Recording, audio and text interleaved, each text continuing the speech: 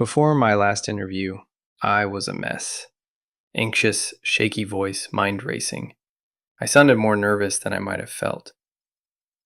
But that's what the interviewer saw. I didn't get the job, even though I prepared for it. Subtle things can throw the interview in the wrong direction. So I started experimenting on myself. One technique, this one, helped the most. It's called 4-2-6-2 breathing. Inhale for 4 seconds, hold for 2. Exhale slowly for 6, hold again for 2, then repeat.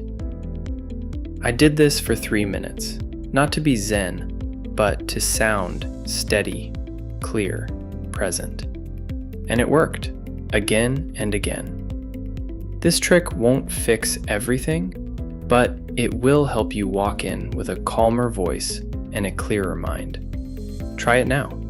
And if you have a smartwatch, check your stress level before and after. See what happens.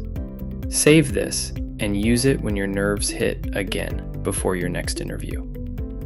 And remember, you are not broken, just becoming.